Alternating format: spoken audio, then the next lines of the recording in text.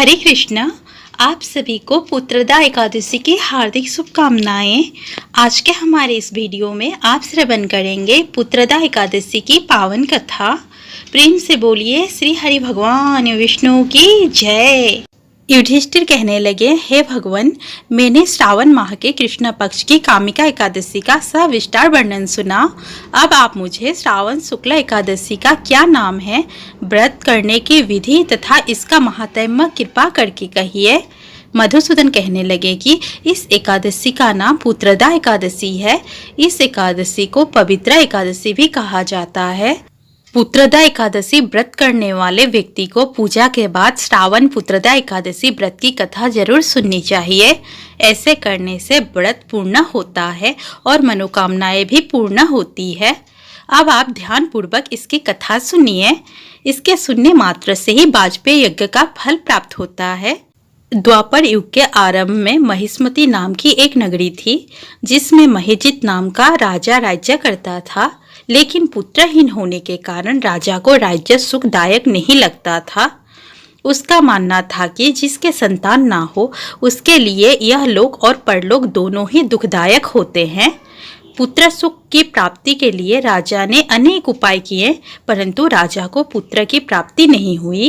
वृद्धावस्था आती देखकर राजा ने प्रजा के प्रतिनिधियों को बुलाया और कहा, हे प्रजाजनों, मेरे खजाने में अन्याय से उपार्जन किया हुआ धन नहीं है। न मैंने कभी देवताओं तथा ब्राह्मणों का धन छीना है।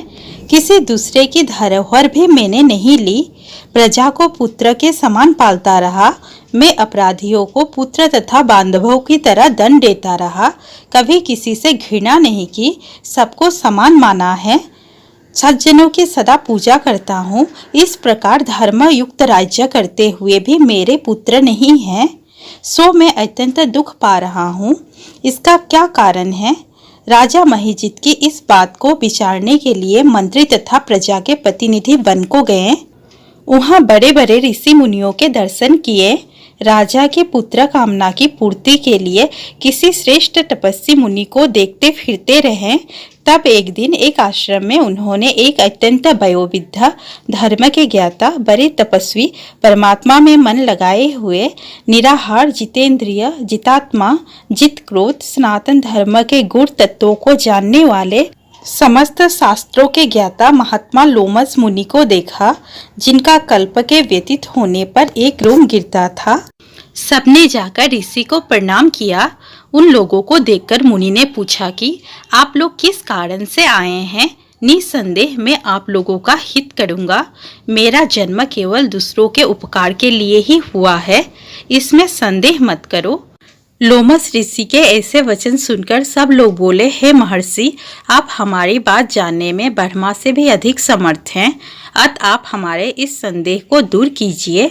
महिष्मती पुरी का धर्मात्मा राजा महिजित प्रजा का पुत्र के समान पालन करता है, फिर भी वह पुत्रहीन होने के कारण दुखी है। उन लोगों ने आगे कहा कि हम लोग उसकी प्रजा हैं, अतः उसके दुख से हम भी दुखी हैं। आपके दर्शन से हमें पूर्ण विश्वास है कि हमारा यह संकट अवश्य दूर हो जाएगा, क्योंकि महान पुरुषों के दर्शन मात्र से अनेक कष्ट दूर हो जाते हैं। अब आप कृपा करके राजा के पुत्र होने का उपाय बताइए। यह वार्ता सुनकर ऋषि ने थोड़ी देर के लिए नेत्र बंद किए और राजा के पूर्व जन्म का वृत्तांत जानकर कहने लगे कि यह राजा पूर्व जन्म में एक निर्धन वैश्य था। निर्धन होने के कारण इसने कई बुरे कर्म किए। यह एक गांव से दूसरे गांव व्यापार करने जाया करता था। एक समय ज्येष्ठ माह के शुक्ल पक्ष की द्वादशी के दिन दोपहर के समय वह, जबकि 2 दिन से स्वयं भूखा प्यासा था, एक जलाशय पर जल पीने गया। उसी स्थान पर एक तत्काल की ब्याई हुई प्यासी गौमाता जल पी रही थी। राजा ने उस प्यासी गाय को जल पीते हुए हटा दिया और स्वयं जल पीने लगा। इसलिए राजा को यह दुख सहना पड़ रहा है। एकादशी के दिन भूखा रहने से वो राजा हुआ और प्यासी गौ माता को जल पीते हुए हटाने के कारण वह पुत्रहीन का दुख भोग रहा है। ऐसा सुनकर सब लोग कहने लगे कि हे ऋषि, शास्त्रों में पापों का प्रायश्चित्त भी लिखा है। अब जिस प्रकार राजा का यह पाप नष्ट हो जाए, आप कृपा करके ऐसा कोई उपाय बताइए। लोमस मुनि कहने लगे कि श्रावण शुक्ल पक्ष की एकादशी को, जिसे पुत्रदा एकादशी भी कहते हैं, तुम सब लोग व्रत करो और रात्रि को जागरण करो, तो इससे राजा का यह पूर्व जन्म का पाप अवश्य ही नष्ट हो जाएगा। साथ ही राजा को पुत्र की अवश्य प्राप्ति होगी। लोमस ऋषि के ऐसे वचन सुनकर मंत्रियों सहित सारी प्रजा नगर को वापस लौट आए और जब श्रावण शुक्ल एकादशी आई तो ऋषि की आज्ञा अनुसार सबने पुत्रदा एकादशी का व्रत और जागरण किया। इसके पश्चात द्वादशी के दिन इसके पुण्य का फल राजा को दिया गया। उस पुण्य के प्रभाव से रानी ने गर्भधारण किया और प्रसव का समाप्त होने पर उन्हें एक बड़ा ही तेजस्वी पुत्र उत्पन्न हुआ।